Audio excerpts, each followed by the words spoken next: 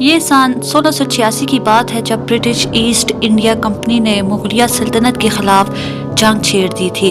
اس وقت تخت پر جو بادشاہ راج کر رہا تھا وہ تھا اورنگزیب۔ اس جنگ کو بہت بڑی بیوقوفی کہا جا سکتا ہے کیونکہ اس وقت ایسٹ انڈیا کمپنی کی آرمی مغل آرمی سے بہت کمزور تھی۔ دوستو ویڈیو میں آگے بڑھنے سے پہلے آپ سے گزارش ہے کہ ہماری ویڈیو کو لائک اور چینل کو سبسکرائب کر دیجئے، جس کی وجہ سے ایسٹ انڈیا کمپنی ہار گئی اور EIC کی ساری فیکٹریاں ضبط کر لی گئیں اور EIC کو گھٹنے ٹیکنے پر اورنگزیب کے سامنے مجبور کر دیا گیا۔ لیکن پورے 300 سال بعد EIC نے ایک باہر سے آئی ہوئی کمپنی نے پورے بڑے صغیر پر قبضہ کر لیا۔ تو کیسے پاسبل ہو پایا یہ سب؟ آئیے سمجھنے کی کوشش کرتے ہیں۔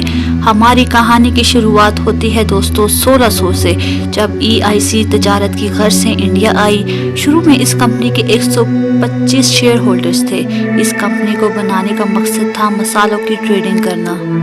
اگلے سال 1601 میں EIC انڈونیشیا جاتی ہے اور وہاں 2 فیکٹریاں لگاتی ہے، لیکن وہاں ڈچ کمپنی پہلے ہی ڈومیننٹ تھی اور ان کی آرمی بھی بہت اسٹرانگ تھی، تو کانفلکٹ کو ایوائڈ کرنے کے لیے یہ اور جگہ ڈھونڈنے کی کوشش کرتی ہے اور اس کی نظر بڑے صغیر پر پڑتی ہے۔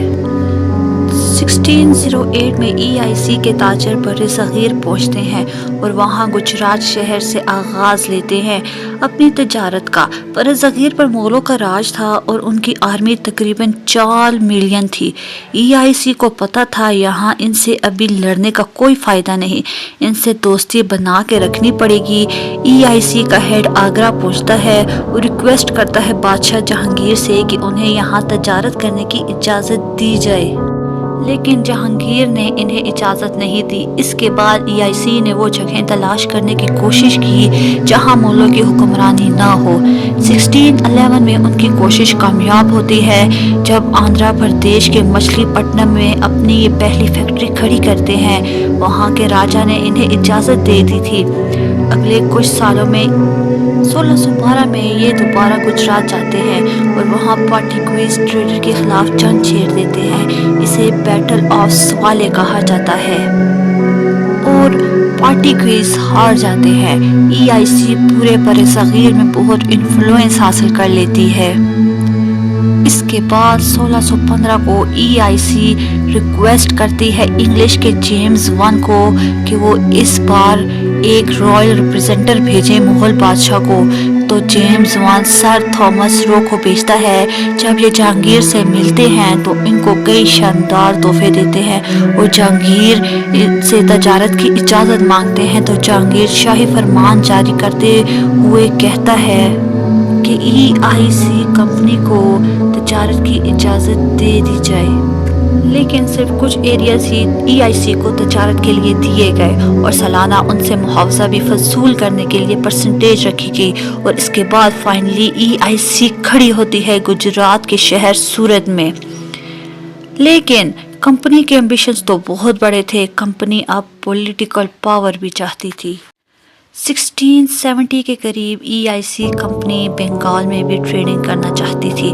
اس وقت مغل بادشاہ اورنگزیب کے پاس آئے اور اجازت مانگنے لگے، لیکن اورنگزیب نے صاف انکار کر دیا۔ انکار ان سے برداشت نہیں ہوا تو یہ جنگ چھیڑنے پہ اتر آئے مغلوں کے خلاف۔ 1686 میں یہ بہت بری طرح مغلوں سے جنگ ہار جاتے ہیں اور EIC گھٹنوں پہ آ جاتی ہے اور اورنگزیب سے معافی مانگتی ہے، اور اورنگزیب ان کو معاف کر کے ان پر 1.5 لاکھ کا جرمانہ عائد کرتا ہے، جو اس وقت 35 کروڑ روپے کے برابر تھا، اور ان کی فیکٹریوں کو دوبارہ ریسٹور کر دیا جاتا ہے۔ 1707 میں اورنگزیب کے مرنے کے بعد مغل سلطنت میں بہت کمزوریاں بڑھ جاتی ہیں، کیونکہ مغلوں کے آپس میں ہی تخت کی وجہ سے لڑائیاں بڑھ جاتی ہیں اور بہت سے علاقے ان کے ہاتھ سے نکلتے جاتے ہیں۔ اس دوران EIC برٹش سے لوگ بلاتی ہے تاکہ وہ اپنی پرائیویٹ آرمی کو اور زیادہ اسٹرانگ کر سکے اور ساتھ ہی وہاں کے لوکل انڈینز کو بھی اپنی آرمی میں شامل کر لیتی ہے۔ جیسے جیسے مغل بادشاہ تبدیل ہو رہے تھے اس دوران EIC اس کام میں لگ گئی کہ کسی طرح ان کو بنگال میں ٹریڈنگ کی اجازت مل جائے۔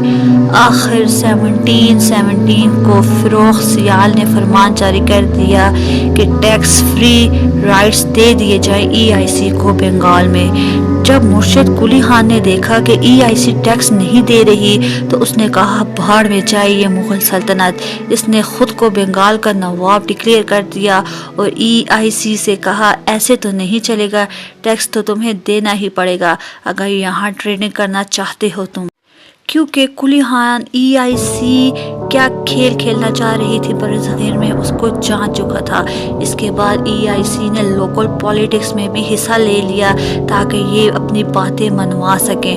کچھ عرصے بعد نواب سراج الدولہ نے EIC پر حملہ کر دیا اور ان کی کئی فوجیوں کو چھوٹی سی جگہ پر قید کر دیا جس سے ان کی جان چلی گئی۔ EIC کو بہت غصہ آیا، اس نے نواب سراج الدولہ کے حریفوں میں سے میر جعفر اور دوسرے لوگوں کو ساتھ ملا کر نواب کو عہدے سے ہٹانے کی سازش شروع کر دی۔ کچھ عرصے بعد EIC نے اپنا پپٹ رولر بٹھا دیا جس کا نام تھا میر جعفر۔ ان کی بھی EIC سے نہ بنی۔ اس نے ڈچ کمپنی کے ساتھ الائنس کی تاکہ EIC کو بنگال سے ہٹایا جائے۔ جیسے ہی EIC کو پتہ چلا اس نے میر جعفر کو ہٹا کر اس کے داماد میر قاسم کو بٹھا دیا، لیکن یہ بھی EIC کے پپٹ رولر نہ بن سکے۔ میر قاسم نے ان کے خلاف جنگ کی لیکن وہ ہار گیا۔ پھر EIC نے میر جعفر کو عہدے پر دوبارہ بٹھایا اور کہا اب اچھے سے پپٹ رولر بننا۔ میر قاسم کو یہ پتہ چل گیا تھا کہ EIC سے میں اکیلا نہیں لڑ سکتا، اس لیے وہ نواب شجاع الدولہ اور مغل بادشاہ شاہ عالم کے پاس گیا اور الائنس بنائی تاکہ برٹش کو باہر نکالا جا سکے۔